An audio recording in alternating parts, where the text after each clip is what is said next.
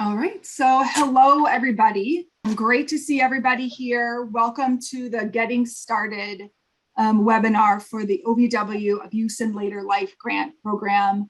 I would like to start by first and foremost congratulating you on receiving this award. We are really looking forward to getting to know you, those that we don't know yet, and to supporting you throughout the grant period. Before we get started, a couple things. So NCAL's work as the training and technical assistance provider for youth, OVW Abuse in Later Life grantees, is made possible by Department of Justice Office on Violence Against Women grant. And so the material that you'll be finding here is the NCAL's material does not necessarily reflect the views of the USDOJ or OVW. A few housekeeping things. Again, rename yourself in your Zoom so that we can kind of see who's all here, to include your name and the community. As we continue in the webinar, please mute yourself unless you're speaking to reduce background noise. We will have time at the end for questions, so please feel free to write down your questions, but also if you want to ask a question during the presentation, you can ask that in the chat, or you can use the raise hand feature if you would like, and then you can be unmuted. If you have technology issues, Anna Cash, the NCAL Training and Technical Assistance Specialist, is here to assist, so you can reach out to her via private chat, or her number is listed on this slide. And then there are also new grantee orientation materials, and we'll link to those in the chat. All right, so let's go ahead and introduce ourselves first, and then ask folks to introduce yourselves. So my name is Kristen Berkey. I am the director of the National Clearinghouse on Abuse in Later Life for NCAL. We are an initiative out of the state, the Wisconsin Domestic Violence Coalition and Domestic Abuse Wisconsin. And I'm Janice Green. I'm with the Office on Violence Against Women. I'm a senior program specialist. I have been with the Abuse in Later Life program since its inception back in 2002. Let's take a few minutes to get to know you. So after I call on your community, please state your name, your title, your agency, and your role in the Abuse in Later Life project. All right, I'm gonna kick it over to New York then. This is Shayna DiCamillo. I'm sitting in for our CEO, Karen Nicholson, who was unable to attend today. We're actually in the process of hiring a project coordinator, so I'm here to absorb what I can, and I'll pass it off to Kirtan, who is also with our agency.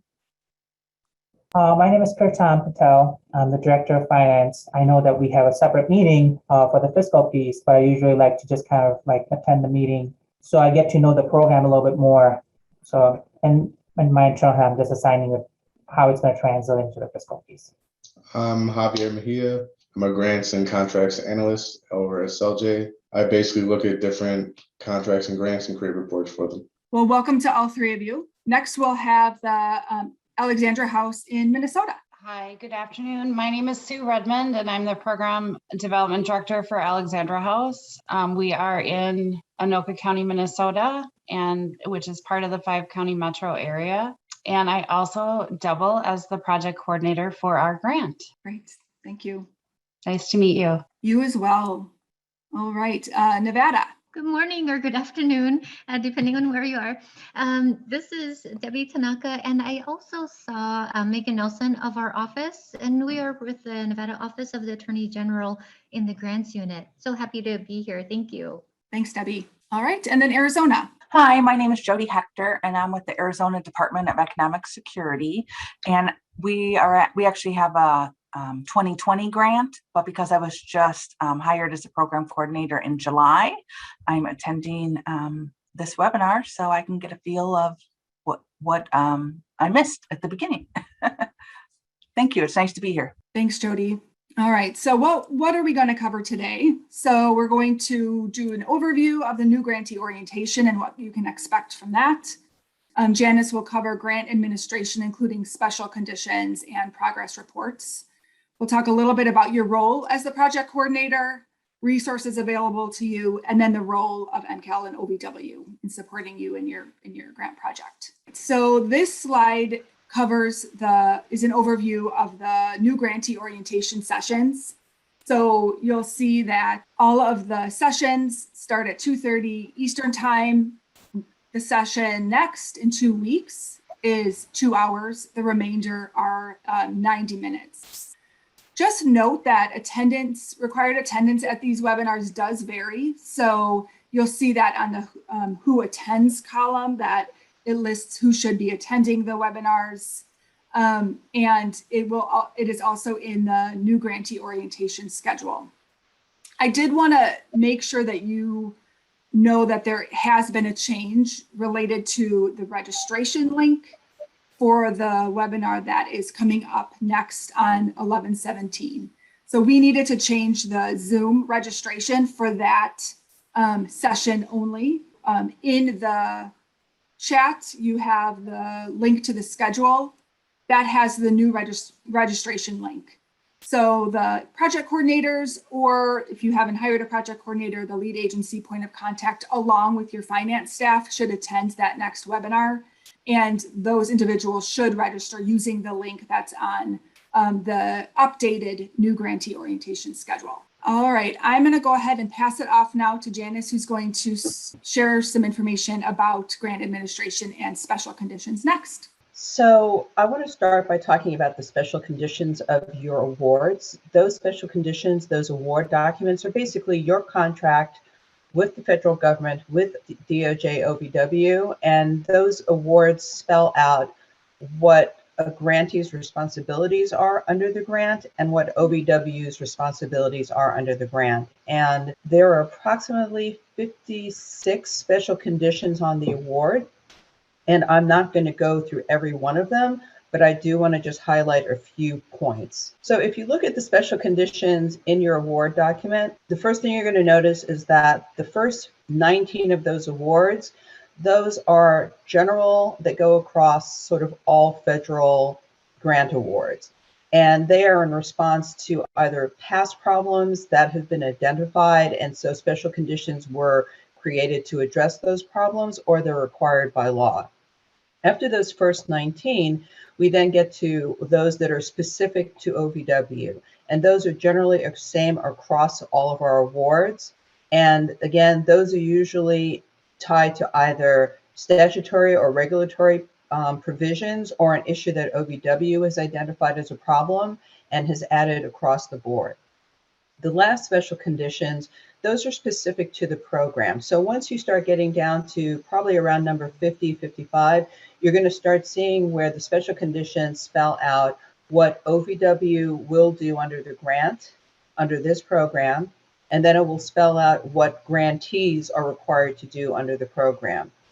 Something I want to say is when you are working with your MOU partners should all have a copy of the award document, a copy of your budget, a copy of your program project narrative, so that everyone, because again, most of you would have applied 11 months ago. And so it's been a long time between applying and the time that you're actually getting this award. And you want to make sure that since your MOU partners also have requirements under this project, that everyone is on the same page about the finances and about what their responsibilities are under this project.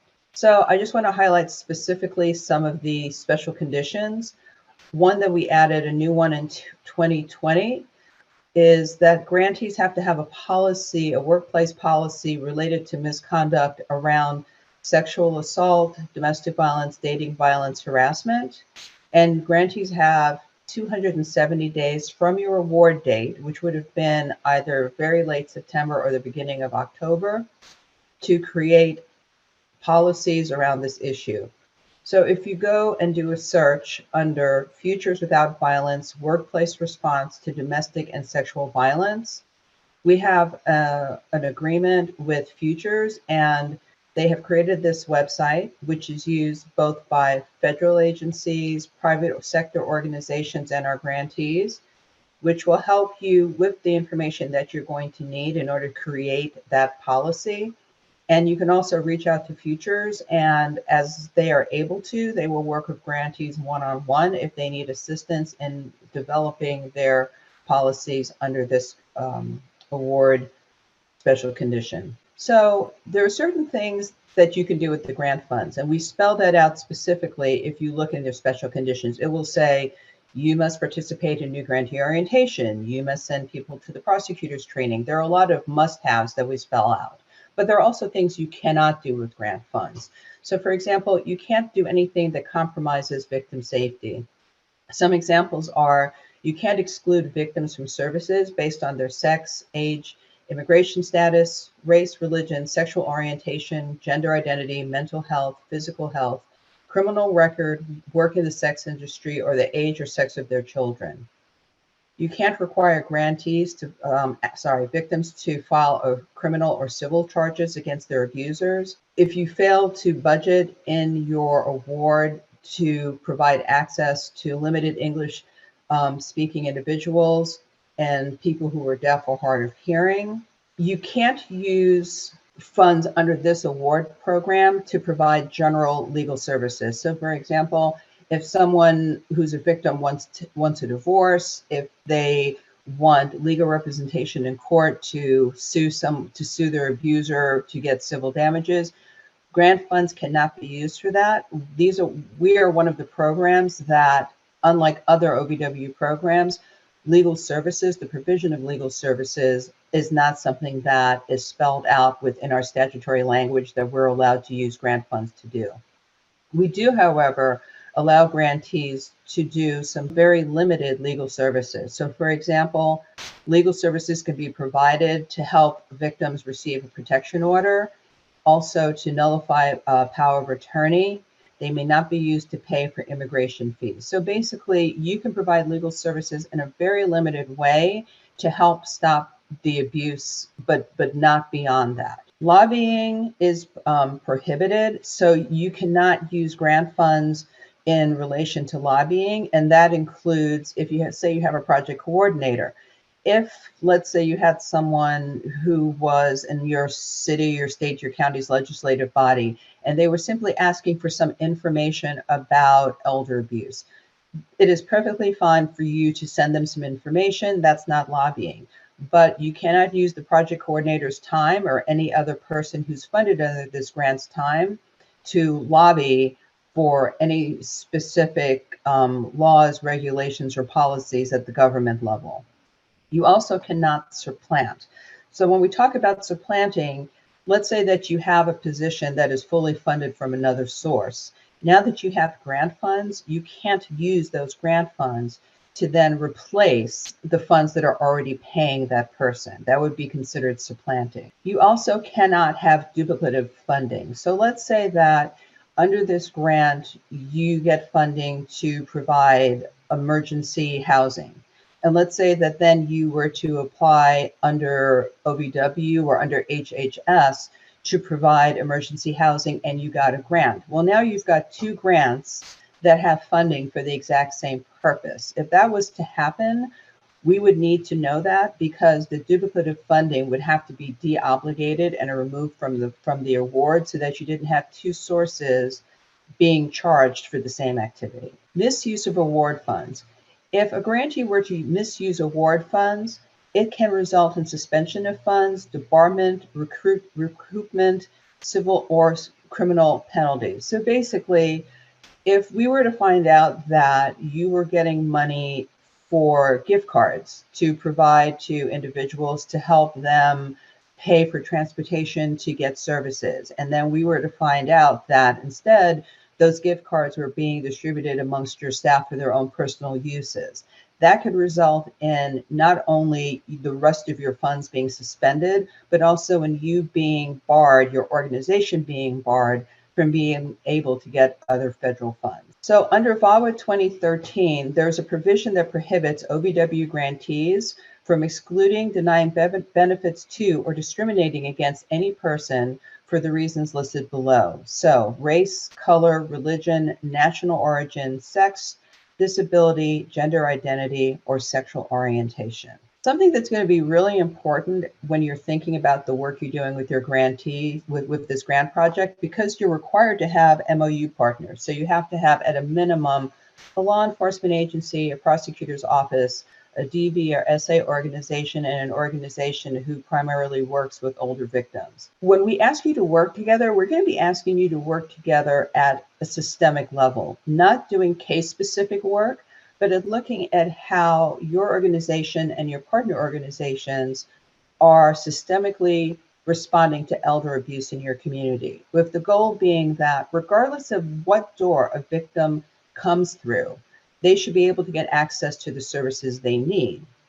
At the same time, grantees' information has to be kept confidential. So if you ever are in a position where you and your project partners wanted to talk about a specific case, you would have to get a written release from the victim that is specific to what they are releasing and how long that release is good for before you could share that information with your project partners at a meeting. And we really stress that when we're talking about our CCRs, it is not a multidisciplinary team where you're doing case specific work. We're actually working at a different level. So hopefully there would not be a reason for you to be sharing information, but if you did for some reason, you would have to have a written release from the grantee.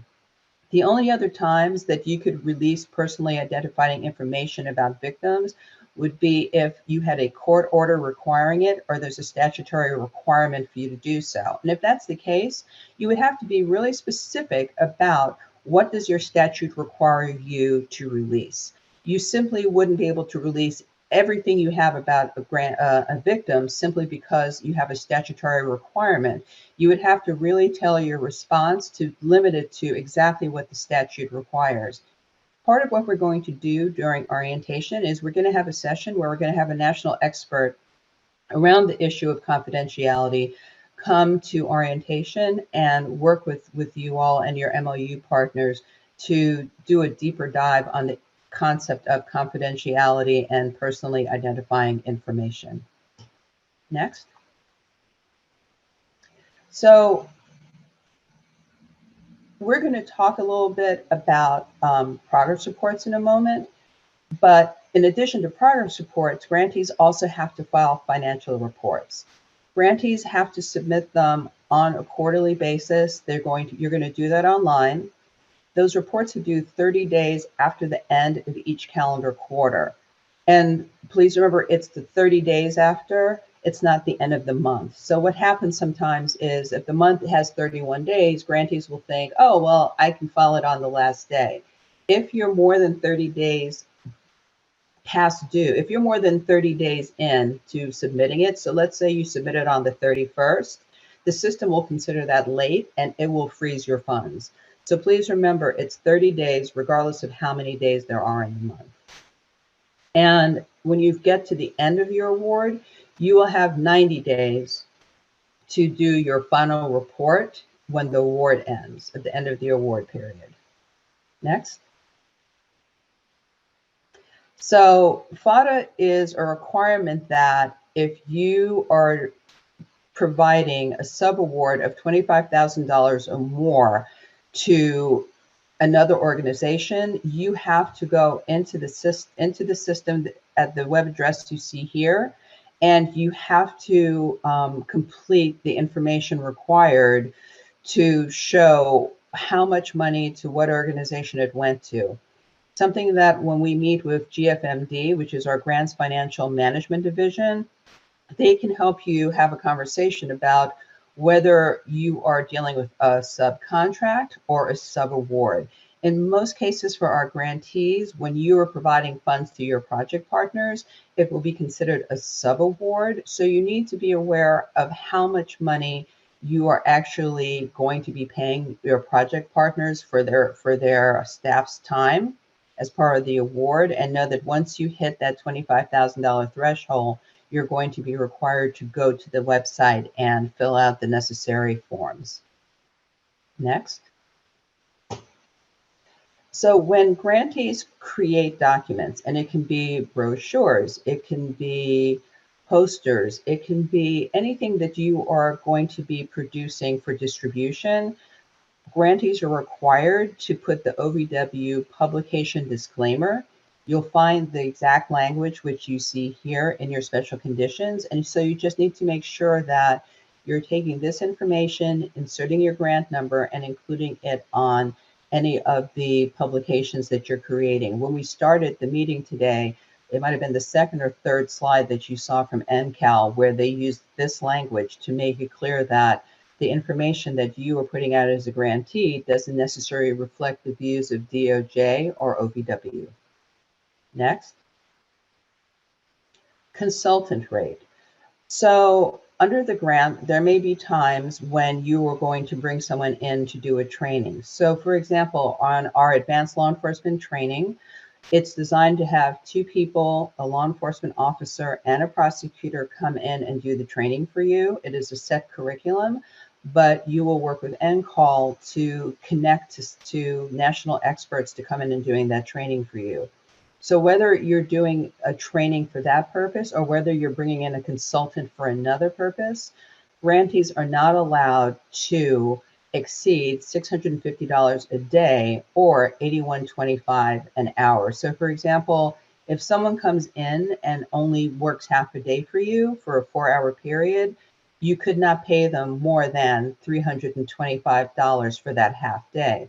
But you'll also have to be able to document to OVW how you arrived at how much someone is being paid a day. So if you have a trainer who in their regular job, they're a trainer and they're making, say, $30 an hour, just because it's grant funds, you can't bump it up to $81.25. You have to be able to document what the expert, what the consultant is paid for similar work, and that will be what guides how much you can pay. If for some reason the person makes more than $650, you can submit a justification asking for more than that. If that's the case, it has to go beyond me to my supervisor and from my supervisor to the director of the agency. I can say in the 20 years that I've been doing this, I think I may have seen this only once in over 20 years. So basically, $650 is going to be the limit that you will be dealing with. And if you ever have a question or you're ever getting pushback from a consultant, I'm happy to have a conversation with you to help you work through that issue. So under the grant, you'll see there's a section usually around Special Condition 5052, somewhere in there, where it starts to spell out what grantees' responsibilities are under the grant. And here you see the various trainings that grantees are required to participate in. So we've got new grantee orientation, which initially begins officially in January. We have the law enforcement training of trainer event, which is where your training team would come to a national event and learn how to redeliver the 8-hour law enforcement training in your community. There's the advanced law enforcement training. That's where national experts come to your community and do training for officers, detectives, investigators around investigating elder abuse cases. There's NIPEA, or the National Institute on Prosecuting Elder Abuse. As part of your application, you would have stipulated how many prosecutors you plan to send to that national event and would have budgeted for that. There's the Judicial Institute. We don't ask you to guarantee that you will send judges, but we do require that you will make your best faith effort to get judges to attend the Institute. There is the Direct Service Training of Trainers event, which, just like the law enforcement training of trainers, you would send local trainers to this event for them to come back to your community and to do the direct service cross training, which is a full day training for advocates and other stakeholders that work with older individuals. And then we have the cross training kickoff event, which is where NCAL will send 2 people out to your community to do a kickoff event, which walks people through the issues surrounding the need to not work in silos when working with older victims in order to avoid victims sort of falling through the cracks. Now, this is how this usually went in the world before COVID. Now with COVID, we are making some of these events virtual, and some of them we're sort of holding off to see where we stand with COVID. And for a couple of you who are continuation grantees, which is Alexandra House and Nevada, you may or may not be participating in all of these, depending on whether or not as continuation grantees, you asked to do some additional training as your work continued under the grant. And we'll be talking about all of this in more detail in January when we get to new grantee orientation. So in addition to having to send folks to training, all our grantees are required, whether they're new or continuation, to create or enhance a multidisciplinary collaborative community response to elder abuse. And that usually begins with your MOU partners. And then as you do the work, we ask that you think about who the other stakeholders are in your community who should be at the table in order to ensure that you are taking a holistic view around providing services and outreach to older victims. And all of our grantees are required to go through a 2-phase effort in providing direct victim services. For our new grantees, you're going to go through a planning phase where you're going to do a needs assessment and then come up with a plan based on the findings of your needs assessment as to how you're going to use your outreach and service funds. And then you will submit that to NCAL and to OVW for review and approval. And then once that is approved, you would do a budget modification in order to get your funds released, and then you would start your implementation phase. For our continuation grantees, you're going to go back and you're going to do a much shorter planning phase where you're going to look at what has your project done as far as outreach and services under your initial grant? How successful has that been? And what changes do you think you need to make? And if you've had issues or problems getting services out to folks? And then again, just like the new grantees, you would send those in for review and approval. You would do a budget modification, and then you would be able to implement the project as determined by your continuation outreach and service plan. All recipients agree that they're going to submit any documents that they have to release to the public to OVW for review and approval, and that needs to come to OVW at least 45 days prior to your releasing that. And the reason for that is twofold. Number one, in the days going forward, once we're no longer locked down due to COVID, I tend to travel a great deal to visit grantees. And so if I'm with grantees or on the road, it makes it hard for me to review materials. And also there are times when, for example, in that October, September time period, when we're trying to get awards out, that's the office's #1 priority. And so that additional 45 days gives me time to meet the obligations that the office has that are office-wide, and also then to get back to you regarding any materials that you've created under the grant. And one other thing is that we ask all grantees to make sure that all training events are accessible to individuals with disabilities. And it's the same as when you registered for this, you saw that NCAL asked if there were any accessibility needs. We would expect the same from our grantees when they are holding their local trainings. Anytime that you are holding an event, we ask that you submit your agendas and evaluation tools at least 20 days prior to using them so that we have a chance to go ahead and review them. And we ask grantees to fully participate in evaluation of the program. And the way that we generally do that is by having you complete progress reports. Just a reminder that if you are a new grantee, 25% of your budget has been set aside and is on hold until your outreach and service plan and budget are reviewed and approved. If you are a continuation grantee, 1/3 of your award funds are on hold until your continuation outreach and service plan has been approved. And all grantees have a conditional clearance with release of TA funds, which means that as of now, grantees do not have 2021 grantees do not have approved budgets. We've been delayed in the regular review process due to issues with JGS, Just Grants. So in the meantime, grantees do have access to $10,000, but it's solely for the purposes of participating in NGO. So normally we would have that to pay for airfare, hotel, etc., for folks to come to in-person training. If you have project partners who are showing up starting in January and they need to be compensated, or their organizations have to be compensated for their time in attending NGO, those $10,000 in funds can be accessed for that purpose. So that is a quick overview of what's in your special conditions. I would strongly encourage you to, within the next couple of days, just go ahead, get your hands on the award document. Every project coordinator should have a copy of it at hand. Go ahead, go through it, make sure you understand what is required. And if you have any questions, feel free to reach out and contact me, and I'll be happy to answer any questions. Now I'm going to go ahead and take a few minutes to go over progress reports. So twice a year, all OVW grantees are required to file progress reports that covers a 6-month period of their work on their project.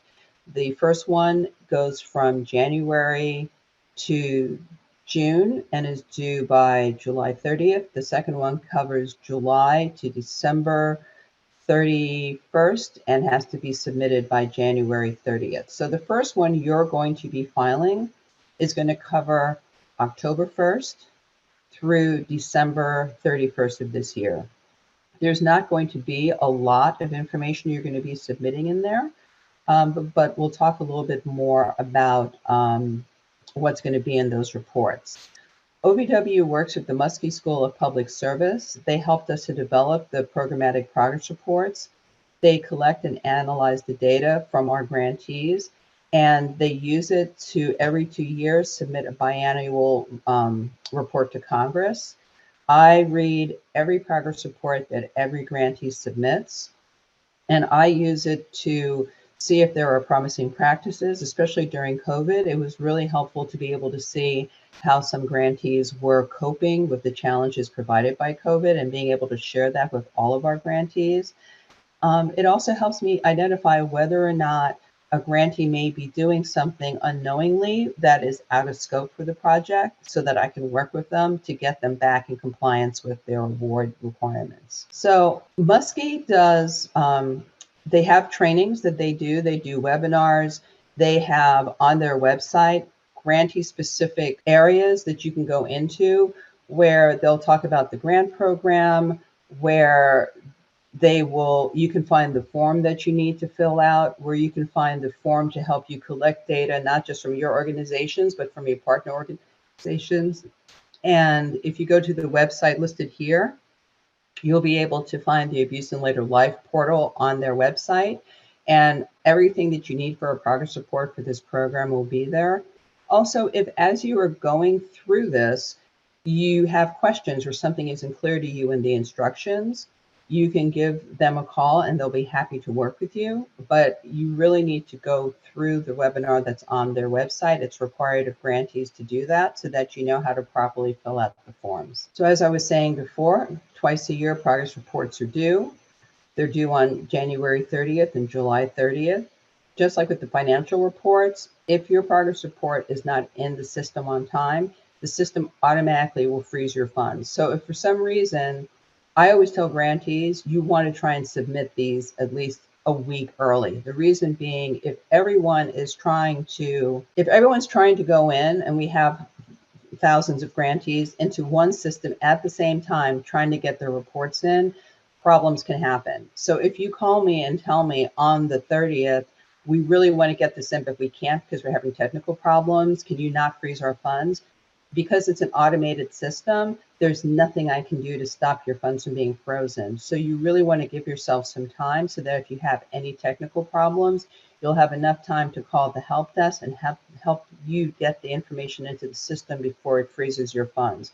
The Muskie trainings are free. They often, and if they decide to do this year, they'll often do like a live webinar, but they also have recordings on their website so that you can just go in at your own pace, and you can go in every time you go to fill out the progress reports if you need to just remind yourself of what you need to do, where you need to get the paperwork to fill it out, etc. So that there is no charge to grantees for that service. So Kristen, was the common issues sent to grantees, or are they going to get this after the fact? This document is located in the link in the chat with the slides and the NGO schedule. Great, thank you. So in addition to the information you get from Muskie, you're going to find this document, as Kristen said. This is from my experience of going through everyone's progress reports. These are the issues that people tend to have the most problem answering correctly.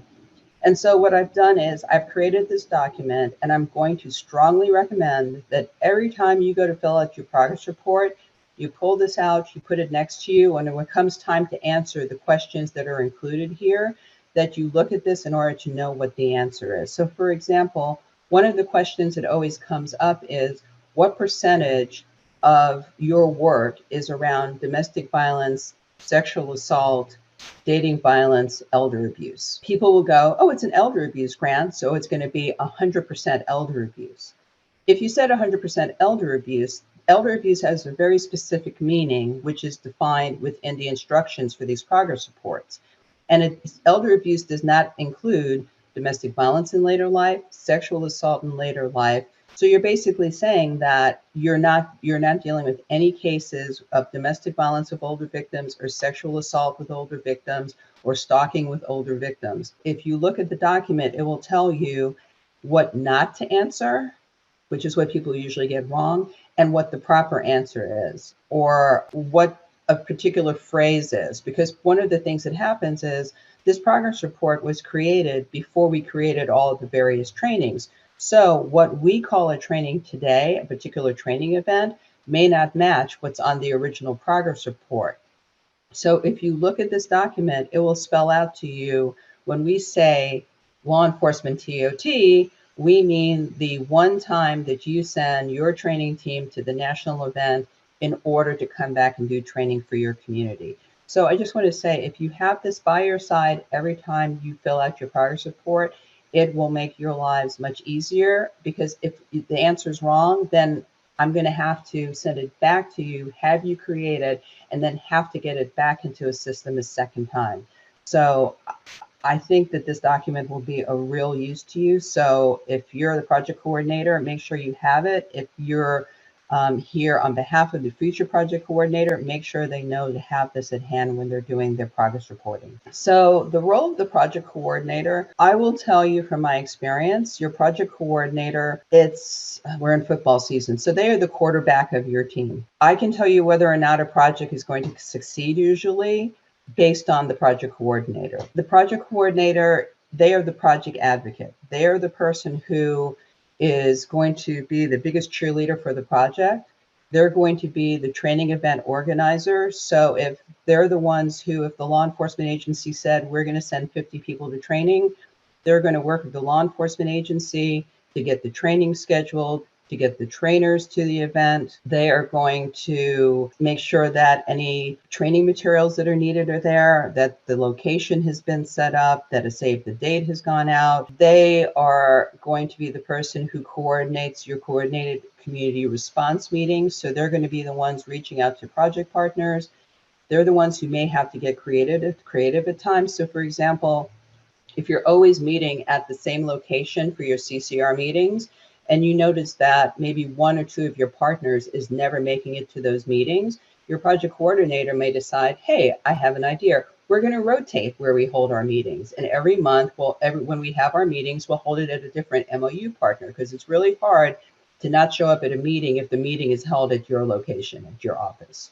They're going to be in charge of moving forward your outreach and service plans, as far as working with project partners to do the needs assessment, to look with the project partners at the findings of the needs assessment, and to work with them to come up with a plan as to how to use the funds that are in the award in order to do the outreach and service in your community.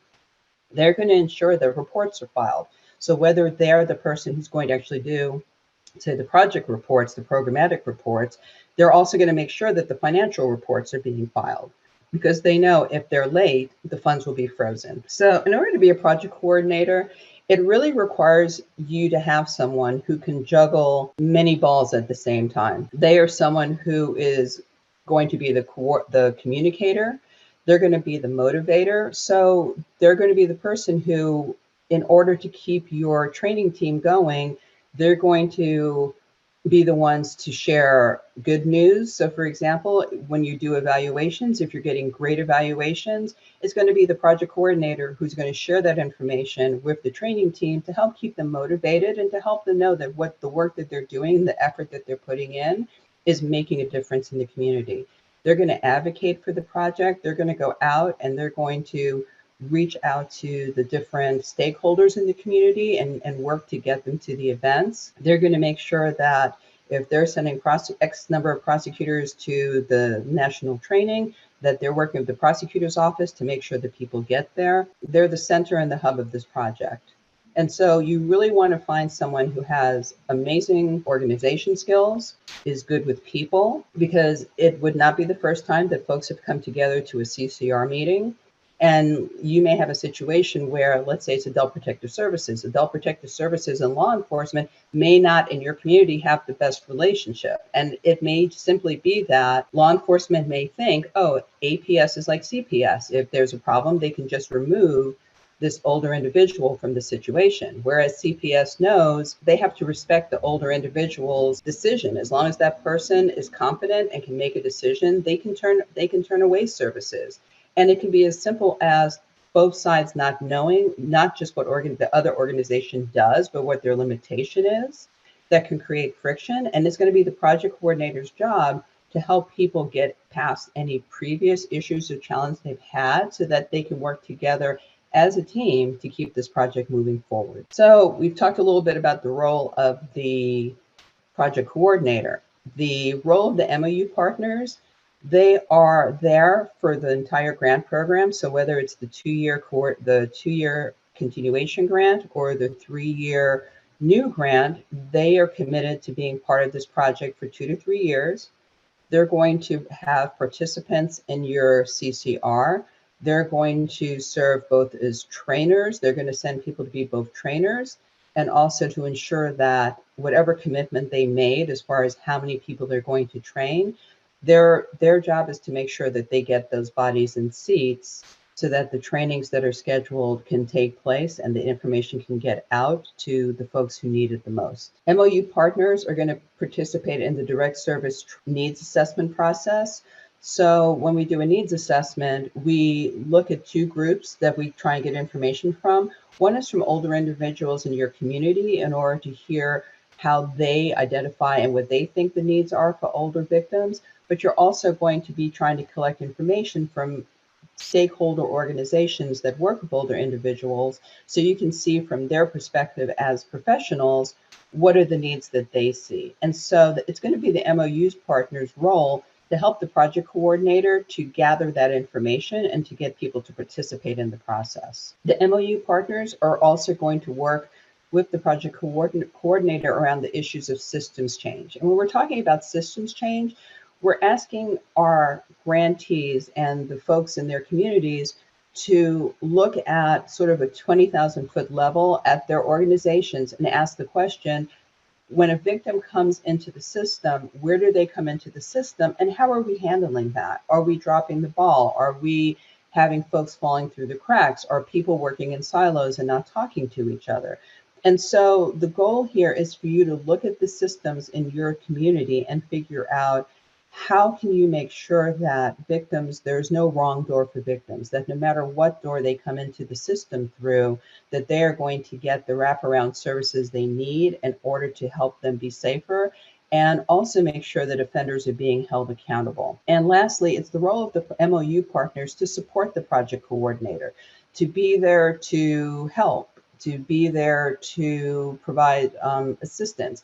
And it has happened in the past sometimes that projects will lose a project coordinator and it might take a while to get someone else in the position. And often it's the MOU partners who come together to keep that project moving forward while you're waiting to replace a project coordinator. Okay, so Kristen, I'll let you carry this part, please. Thank you, Janice. And before we do, I did see that there is a question in the chat, Janice, about the Muskie training. So let me just... I think it was about whether there was a cost, and, right. And there is not. Okay, great. All right, so we will move ahead and talk a little bit about the resources and training that you all have available to you so that you can start to spend some time familiarizing yourself some of the foundational information about abuse in later life. So there will be 4 federal trainings that will be required for the project coordinator or the lead agency to attend. More information will be coming to you about this. So keep an eye out. We'll make sure that you have it. The topics of these required trainings are on audit, fraud, the Office of Civil Rights, and workplace sexual harassment. So more to come on those. However, there are a lot of resources that you do have available to you that we want to make sure that you're aware of. So typically during an in-person new grantee orientation, we would kind of have an opportunity to do additional training on dynamics and forms of abuse in later life. We, due to the virtual nature, we will be able to do this virtual interactive training with you. However, the NCAL website has a number of resources available to you to make sure that you have a baseline understanding of the issue. When you get the slides here, that you will be able to see that this page has definitions and dynamics of elder abuse and abuse in later life that you can reference as you are continuing to familiarize yourself with the issue. There are additional resources in our publications library on our website. There are a number of topics that you can explore. Some of those include working in rural areas, working in tribal communities, civil and legal remedies, technology safety. There are a number of resources on this page that you will want to familiarize yourself, both in terms of kind of getting that foundational information, but also as you move through the grant, so you know what resources are available to you over time. We also do have a video library on our website. This video library has short videos with subject matter experts about a variety of issues related to supporting older survivors of abuse. These are easily downloadable, they're shareable.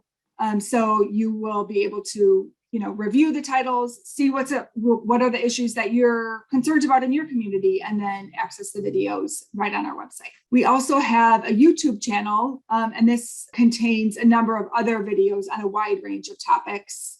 There are a number of videos with survivors sharing their story about abuse. And there are other videos on topics related to abuse in later life that will kind of, again, be foundational information for you and for your ongoing learning as well. Switching gears just a little bit, we're going to talk about the role of NCAL and the role of OVW. So you know the difference of our roles and know who to contact for what sorts of things. The National Clearinghouse on Abuse in Later Life has provided technical assistance and training to the OVW Abuse in Later Life grantee since 2002. Our role is to provide consultation to you, problem solving, answering questions on implementing your grant. We organize meetings, trainings, so the new grantee orientation, the training of trainers events. So in other words, if you have a question about implementing your grant, if you have a question about any aspect of training, then you should feel free to reach out to us.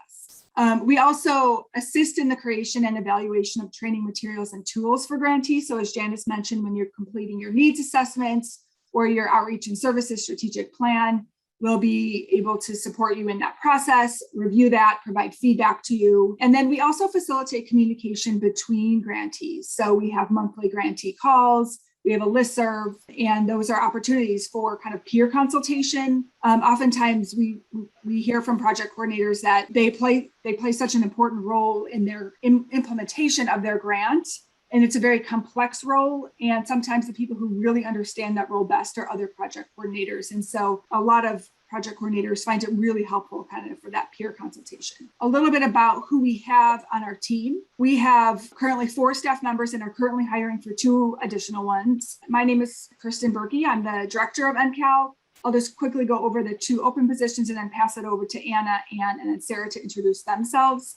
But we're currently hiring for an abuse in later life program coordinator. Eventually that person will be your primary point of contact, but for now, as I'll talk about in a second, Ann Lotch will be, and then also a victim services coordinator. So we'll update you as we onboard new folks to the team. Anna? Hi, everyone. My name is Anna. I am the Training and Technical Assistance Specialist with NCAL. So my role primarily centers around coordinating NCAL training events, providing administrative support for NCAL operations, as well as offering you all technical assistance and supporting the OVW Abuse and Later Life grantees. So I'm excited to join you all today and welcome. I am going to pass it to Sarah. Good afternoon, everybody. I'm Sarah Meyer. I'm the communications coordinator with NCAL. I oversee our website and social media. I do things. I'll get you guys set up on the Grantee portal next year, which is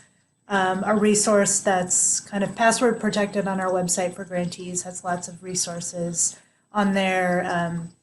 I co-facilitate the Abuse and Later Life Grantee listserv with Ann Lotch. Generally help out with a lot of the trainings and behind-the-scenes stuff on the training and technical assistance we provide to the grant program. So it's good to see you all and glad to be here. And Ann Lotch, if you want to round us up. Hey, everybody. I'm Ann Lotch. I'm the Justice System Coordinator for NCAL. So what that means is I'll be working with you on all your deliverables related to justice system work, law enforcement training, the training of trainers, the advanced law enforcement training, your prosecutors training, and Judicial Institute work, and then also developing your legal remedies and victim resources guide that you'll be developing. So basically anything related to those constituencies, anyone in the justice system, you'll be working with me.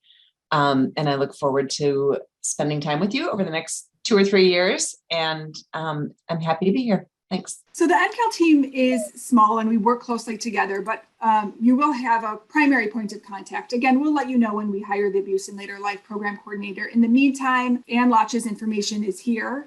So if there's a question that you have about anything related to technical assistance or training that you have and you're not sure who to contact, don't hesitate to reach out. And I'll pass it to Janice to talk about the role of OVW. Thank you.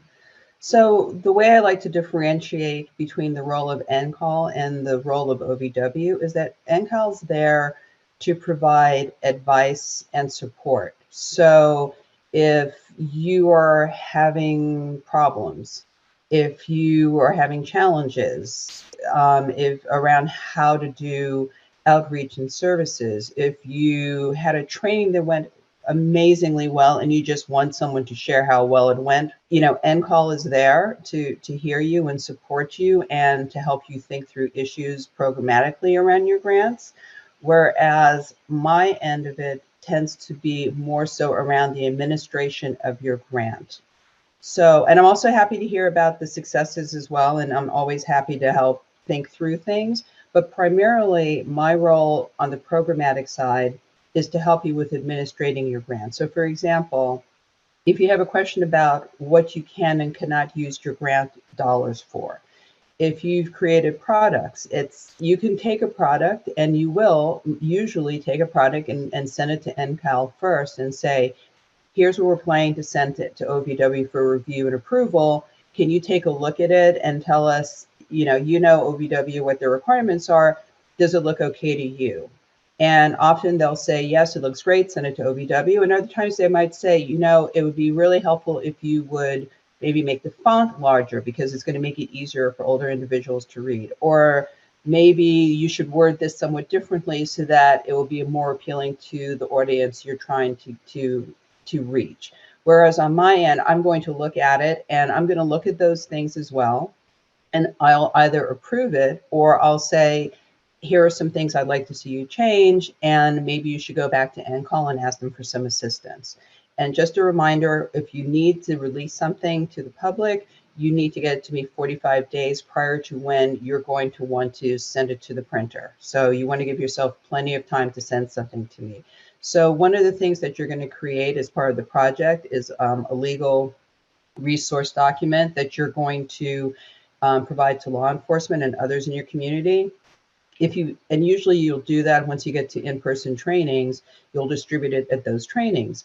So if you have a training coming up in 2 months, you don't want to send me the document that you need to distribute 2 weeks before your event. So make sure that you're just being mindful of the time limitations on when you need to get things into me. I'm going to skip the part on conference request forms for right now because right now we're not doing in-person events. Currently, I am still, and OVW staff are still working out of our offices due to COVID. And so rather than spend a lot of time on these forms, when we get closer to a point where you're actually able to start doing in-person events, or if you feel like you're going to be able to do those now because you're already doing local trainings in your community, you can reach out to me and I'll be happy to walk you through the process. If you have substantive questions about your progress reports, you can call me if instead of Muskie. So for example, if you want to say to me, hey, we did this training and we're not sure whether we should count it towards what we're being required to report on the form, I'm happy to think that through with you. Also, if you're going to make changes to your grant, anytime you're going to make a change to your grant award, whether you're asking for an extension of the award period, whether you're having to make modifications to your budgets, or whether you need to add or change or remove an MOU partner, you're going to have to go into the Just Grant system and do what we call a grant award modification in order to request permission to do these changes. And I'm the person who reviews those first in the line of review at OVW.